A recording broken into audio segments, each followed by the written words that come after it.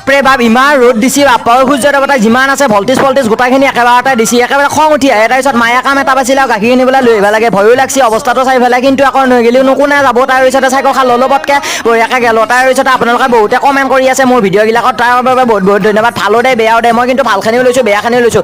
comment কৰি থাকিব ভালো দিব বেয়াও দিব কথা নাই তাৰপিছতে বঢ়িয়াকৈ মন্দিৰৰ কাষৰ পৰা শুবাব দুটা তাৰপৰা বঢ়িয়াকৈ গাখীৰ আনি পেলাই মায়ে হাতত দিলোঁ এইফালে মায়ে বনাই আছে কণী আমলেট তাৰপিছতে আজি বোলে ঢেকীয়া ভাজা খাই সেইকাৰণে ঢেকীয়া ভাজাৰ কাৰণে ঢেকীয়া কুটি থৈ দিছি তাৰপিছত এইফালে আকৌ মামী হাতত দিগি মই বঢ়িয়াকৈ আহিলোঁ পৰিৱেশটো এনেও ভাল লাগে গৰমৰ দিনত মানে ঠাণ্ডাৰ দিনত কিবা লাগে মামীহঁতৰ ঘৰত আহিলোঁ মামীহঁতৰ বোলে কোনোবা ঢুকাইছি সেইকাৰণে একো খাব ল'ব পৰা নাই কিন্তু